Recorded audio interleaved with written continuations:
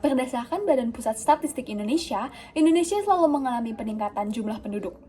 Di tahun 2024 terdapat 281.603,8 juta jiwa penduduk Indonesia, yang membuat Indonesia menjadi salah satu negara dengan penduduk paling tinggi di dunia, membawahi India, Tiongkok, dan Amerika Serikat.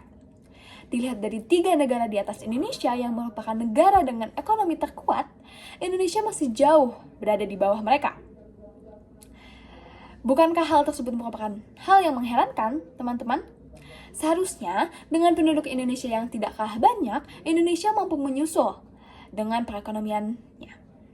Menurut Badan Pusat Statistik, pada periode September 2024, persentase penduduk miskin di Indonesia sebesar 8,57%, yang menurun sebesar 0,46 persen poin dari periode Maret 2024 yang sebesar 9,03%. Kabar ini merupakan kabar baik untuk Indonesia.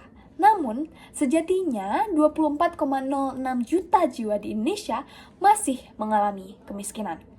Hal tersebut mengerucut kepada satu pertanyaan. Sebenarnya, apa yang membuat masyarakat Indonesia masih berada dalam lingkaran kemiskinan? Yang pertama, rendahnya tingkat pendidikan. Pendidikan merupakan salah satu kebutuhan pokok yang harus didapatkan setiap warga negaranya.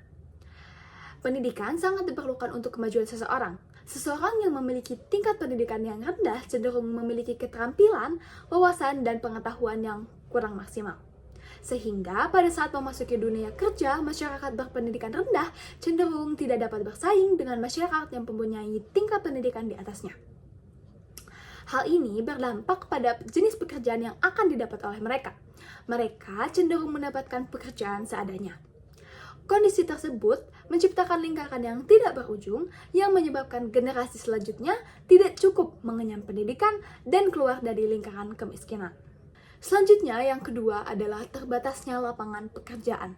Regulasi yang sulit ditembus oleh masyarakat berpendidikan rendah seperti minimal sarjana membuat masyarakat, khususnya masyarakat miskin, mengalami kesulitan untuk mencari pekerjaan dengan upah yang maksimal. Pekerjaan di Indonesia juga mempunyai batas minimal atau maksimal usia. Jadi ketika umur suatu individu sudah melebihi batas yang ditentukan, maka akan sulit untuk mencari pekerjaan baru karena rekruter cenderung memilih masyarakat yang masih muda.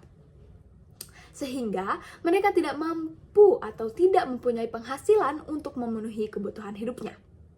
Keterbatasan lapangan pekerjaan ini lalu membawa konsekuensi berupa kemiskinan struktural yang masih mengakar di Indonesia. Angka pengangguran yang tinggi pun tidak dapat dihindari. Pemerintah Indonesia yang melihat kondisi masyarakatnya seperti ini tidak hanya diam saja. Mereka juga mengeluarkan beberapa upaya seperti yang pertama, perlindungan sosial dan bantuan langsung. Program Keluarga Harapan PKH dan Kartu Sembako menyediakan bantuan tunai dan sembako kepada keluarga miskin. Hal ini membuat dan meningkatkan akses pendidikan dan juga kesehatan masyarakat. Subsidi listrik 450-900 VA LPG 3 kg serta bantuan perumahan dan rumah layak huni juga disalurkan untuk menjaga daya beli masyarakat. Yang kedua, program pemberdayaan dan graduasi ekonomi. Program PENA atau Pahlawan Ekonomi Nusantara memberikan modal usaha hingga 5 juta rupiah dan pendampingan kepada keluarga penerima manfaat.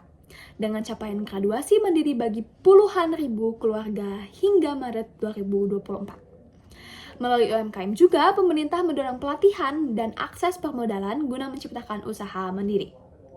Dengan angka kemiskinan di Indonesia yang masih tinggi, saya Hasya Layalia Amidi Putri sebagai siswi SMA Negeri 3 Bandung menyadari bahwa tantangan pembangunan bangsa belum usai. Namun, saya optimis bahwa bonus demografi yang dimiliki Indonesia saat ini adalah peluang emas untuk mempercepat perubahan. Indonesia Emas 2045 adalah mimpi bersama dan saya adalah bagian dari jalan menuju ke sana. Dengan semangat belajar, semangat berkarya, dan semangat membangun bangsa, saya siap menjadi agen perubahan dan turut mengentaskan kemiskinan dan mewujudkan Indonesia menjadi negara maju, adil, dan sejahtera di usia ke-100-nya.